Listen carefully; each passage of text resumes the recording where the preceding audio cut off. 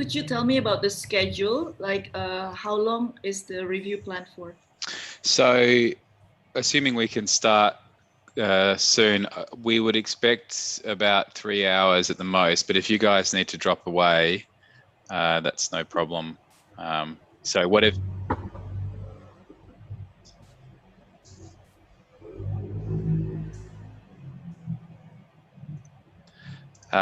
Sorry, I just heard some echo. The presentation of the collective work will take about 15 minutes, and then after that, the students will have about 8 to 10 minutes to present their projects, followed by feedback of about the same time, 10 minutes, and then there's seven projects. So it should be somewhere in the order of about 2.5 hours. But again, we have a large panel, so whatever you can stay for is very much appreciated. So look, what I might do, I think we're missing still a couple of the students, but and Ben, I'll just wait. I might just send Ben a message and see if he's going to be close. He's seen the preliminary work, so bearing in mind everybody's waiting, we might.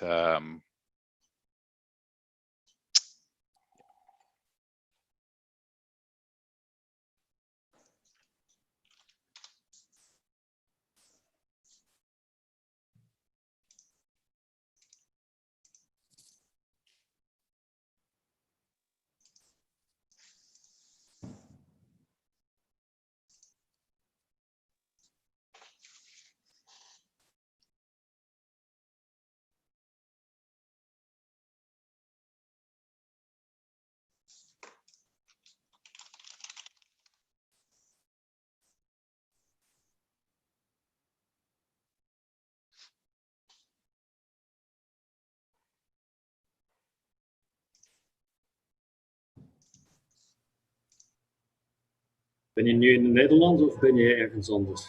Het lijkt een beetje op koffie, ontbijtkoffie. Ik hè? Nee, ik ben in Ja. Oh, oké. Zo ook hetzelfde. Nee, het is later zelfs als bij ons. Ietsje. Okay, I think we'll make a start. I've got most of the students here, and Ben's seen the preliminary work, and we can explain it to Erica when she gets here. So the first thing I'm going to do is share basically a video presentation that the students put together of the collective work, and then they'll break into their individual projects. But before I start, firstly, I'd like to acknowledge the traditional owners of the Woi Wurrung and Boon Wurrung language groups of the Kulin Nation, on which we conduct the business of RMIT University. RMIT respectfully acknowledges their elders past, present and emerging.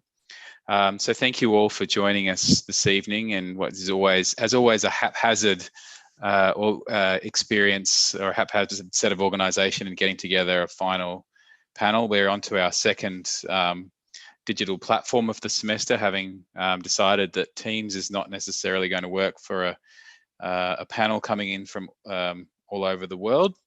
But we seem to be here, and so thank you for joining us. Before we start, I'd like to introduce our guests who will review the work this evening.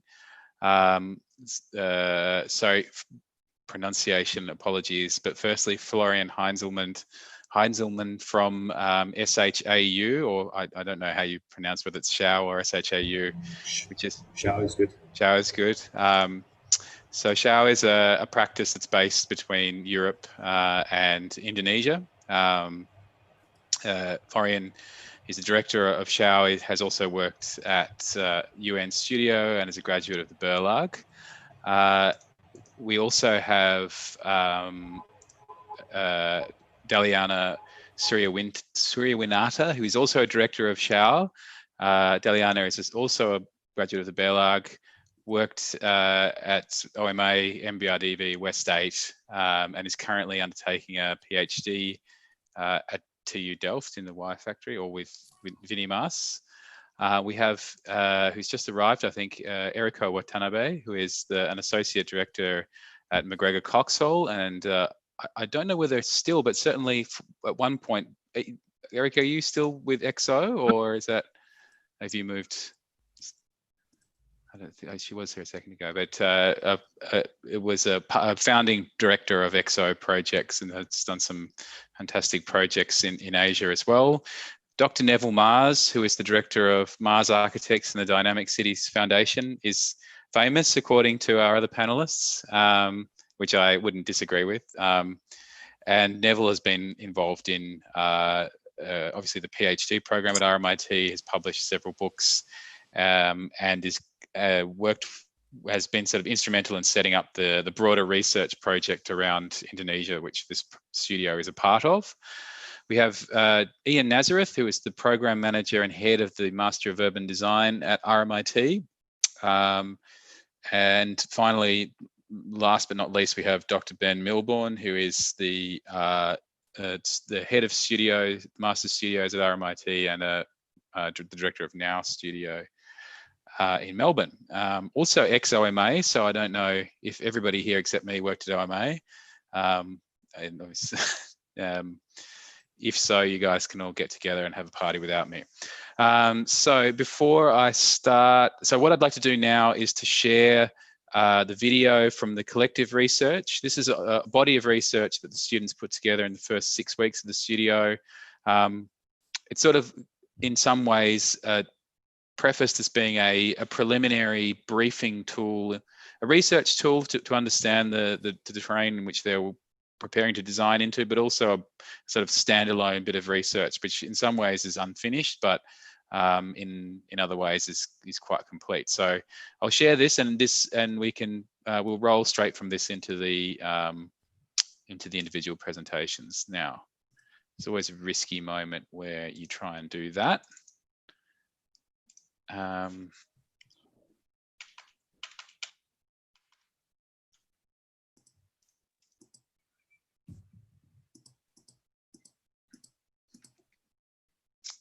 Which is not working. Basic.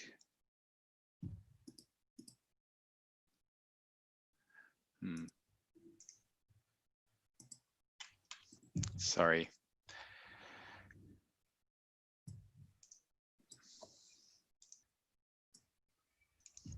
Is anyone, maybe that's it. Nope. Can we see the video? This studio takes the Can you see that? Not yet. Coming through, I think. I thought I've done this before. Is it not coming through? Not yet. Some reasons.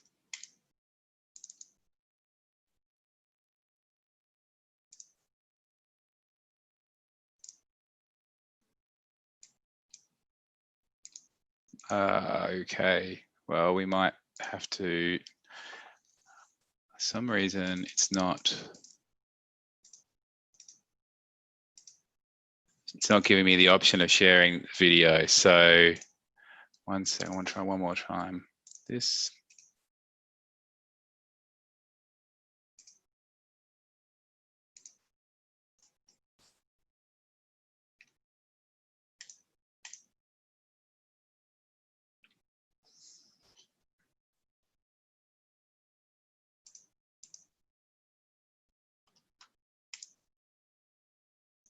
Okay, I think this is going to work now.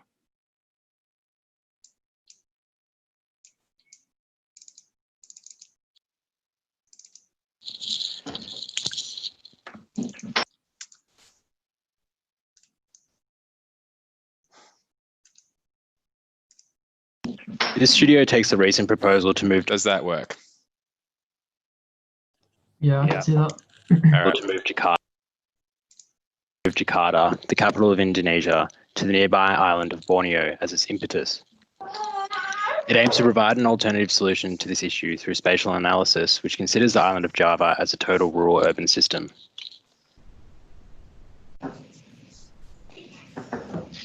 Since the 1970s, the city has been sinking at a rate of about 25 centimetres a year. By 2050, 95% of Jakarta's north is anticipated to be under the sea.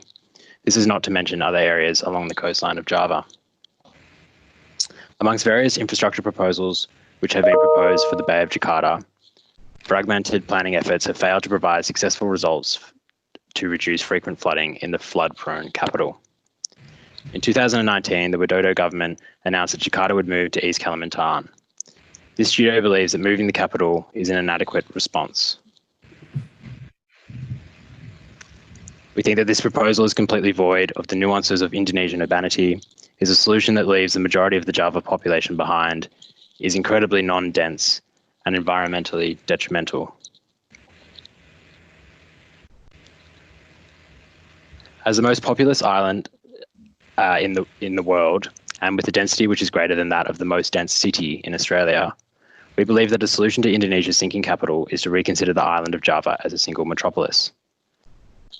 To do this, various urban cores spread across the island will be explored to further uncover the potential of Java behaving as a polycentric city.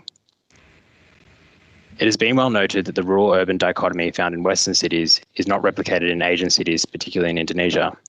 Terry McGee's concept of Desa-Kota, a word invented from the combination of two words meaning village and city, provides great insight into the spatial variability found on the island of Java. As McGee describes, the Desa-Kota accommodate and sustain a relatively complex mix of land uses and infrastructures.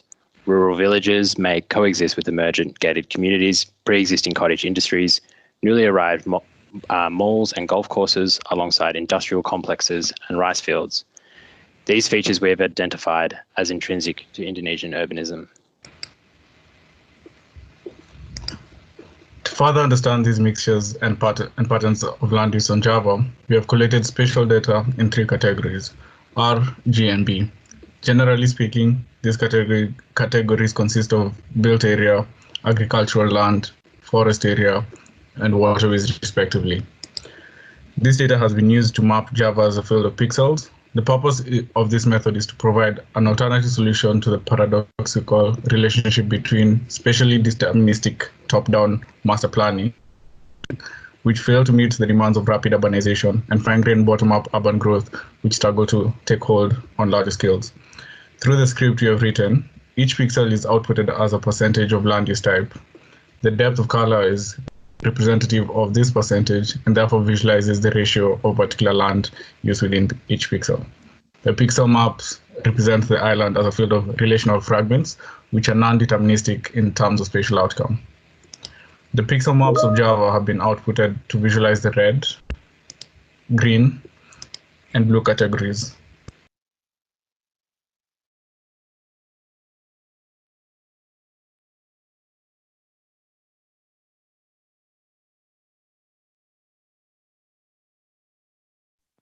Is the video frozen on the title slide?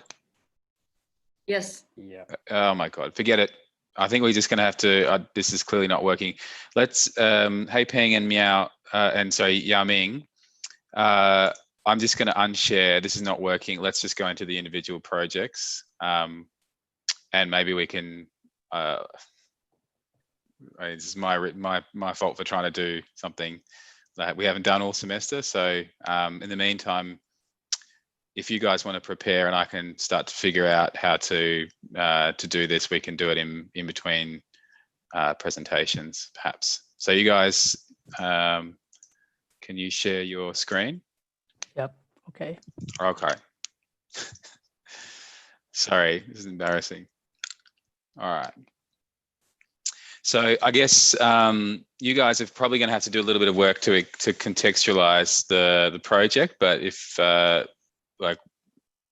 we can sort of get through this one and I can try and share the video after, then we'll see how we go. Okay, so whenever you're ready.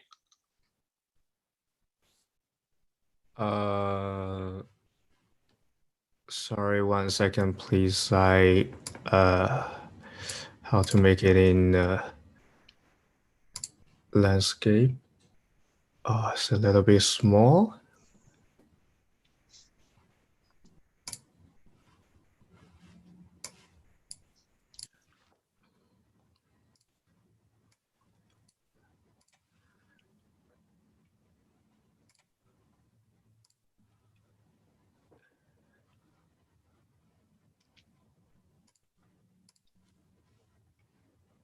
Okay, it's better. Okay, cool. Yeah.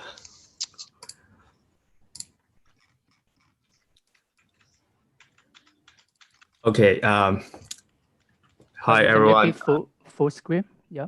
Mel, can you make it full screen?